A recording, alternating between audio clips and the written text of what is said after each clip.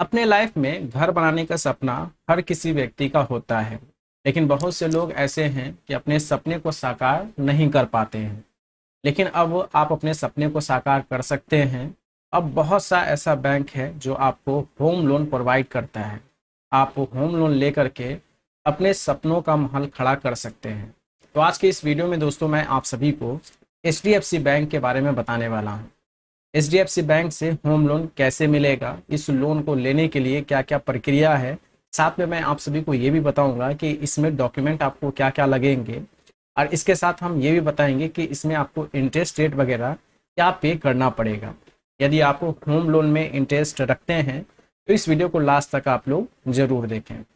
अब इस वीडियो में हम क्या क्या जानेंगे, तो इसमें हम जानेंगे eligibility criteria, interest rate, documents और ईएमआई का फुल डिटेल। एक छोटा सा ईएमआई मैं आपको कैलकुलेट करके बताऊंगा।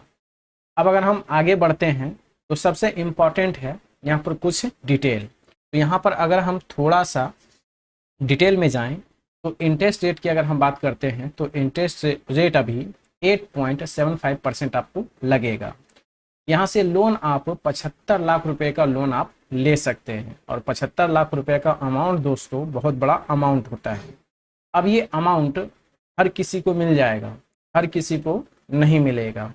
जिस तरह से आपका सिविल स्कोर रहेगा, साथ में आपका इनकम क्या है या फिर प्रॉपर्टी क्या है, इसको देख करके ही आपको लोन दिया जाएगा। इसके आगे अगर हम बात करते हैं समय का, तो यहाँ से आप 10 सालों के लिए लोन ले सकते हैं। इसके साथ यहाँ पर प्रोफेशन की हम बात करते हैं तो किस तरह के व्यक्ति को दिया जाएगा, तो जो सैलरीड पर्सन है, नौकरी करते हैं, नौकरी पेशा वाला व्यक्ति हैं, उनको भी यहाँ पर लोन दिया जाएगा। और जो सेल्फ एम्प्लॉयड हैं उन्हें भी यहाँ पर लोन दिया जाएगा। इसके आगे है एज। एज क्या है, तो मिनिमम 18 साल एज है और मैक्सिमम 70 साल है। इसके बीच में आपका एज होना चाहिए तो ही आप लोन के लिए एलिजिबल रहेंगे, तभी आपको लोन दिया जाएगा। इसके बाद मिनिमम मंथली सैलरी कितना होना चाहिए, तो मिनिमम मंथली सैलरी आपका 25,000 रुपये होना चाहिए, चाहे वो सैलरीड पर्सन हो या फिर आप सेल्फ एम्प्लॉयड हो। इसके साथ में प्रोसेसिंग फ़ी भी है। अगर आप लोन लेते हैं तो उसका एक छोटा सा प्रोसेसिंग चार्ज भी लगता है बैंक की तरफ से, तो वो चार्ज है आपका 1% प्रोसेसिंग फ़ी है। अगर आप बैंक से थोड़ा सा नेगोशिएशन करते हैं तो ये जो प्रोसेसिंग फ़ी है आपको कम भी लगेगा।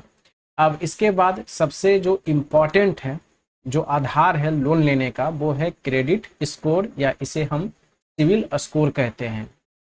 तो ये कितना होना चाहिए, ये होना चाहिए 650 प्लस।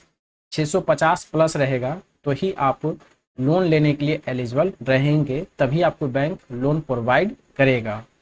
अब आते हैं कुछ और इम्पॉर्टेंट, जैसे डॉक्यूमेंट्स सबसे ज़्यादा ज़रूरी है। तो इस लोन को लेने के लिए डॉक्यूमेंट्स क्या क्या होने चाहिए, ये आपको पता होना चाहिए। तो सबसे पहले यहाँ पर अगर आप देखेंगे तो आइडेंटिटी प्रूफ के लिए आपके पास PAN card, passport, Aadhaar card, voter ID card, driving licence, इनमें से कोई अगर एक डॉक्यूमेंट आपके पास है तो आइडेंटिटी प्रूफ के लिए ये डॉक्यूमेंट काफ़ी रहेगा। इसके बाद है रेसिडेंस प्रूफ, यानी आप जिस जगह से हैं उसका प्रूफ चाहिए। तो इसके लिए क्या क्या होना चाहिए, तो passport, Aadhaar card, driving licence, इन तीनों में से कोई अगर एक आपके पास है तो इससे आपका रेसिडेंस प्रूफ हो जाएगा। इसके आगे यहाँ पर अगर आप देखेंगे तो 3 मंथ्स बैंक स्टेटमेंट आपके पास होना चाहिए इनकम का। जो भी इनकम सोर्स है आपका, उस इनकम सोर्स का 3 महीने का स्टेटमेंट आपको लगेगा इस लोन को लेने के लिए। इसके बाद अगर आप सैलरीड पर्सन हैं, अगर आप जॉब करते हैं, इंडिविजुअल जॉब करते हैं, तो 3 महीने का सैलरी स्लिप चाहिए, यानी करेंट मंथ का 3 महीने का सैलरी स्लिप आप बैंक को सबमिट करेंगे। इसके बाद 2 से 3 फोटो, पासपोर्ट साइज फोटो आपको लगेंगे। इतना डॉक्यूमेंट अगर आपके पास है तो इस लोन को लेने के लिए आप एलिजिबल हैं। इसके साथ में छोटा सा एक मैं कैलकुलेट करके आपको बताता हूँ ईएमआई। जैसे 5 लाख रुपए का लोन अगर आप लेने के लिए सोच रहे हैं और यहाँ पर समय 10 साल रहेगा और रेट ऑफ इंटरेस्ट 8.75% अगर रहता है तो ईएमआई आपको कितना लगेगा मैं आपको बताता हूँ।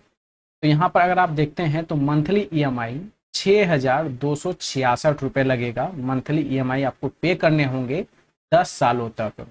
और यहाँ पर अगर आप देखते हैं तो 5 लाख रुपए का लोन अगर आप लेंगे तो इंटरेस्ट आपको पे करना पड़ेगा 2,51,961 रुपये। टोटल अगर अमाउंट पे अगर देखें तो 7,51,961 रुपये आपको टोटल पे करना है।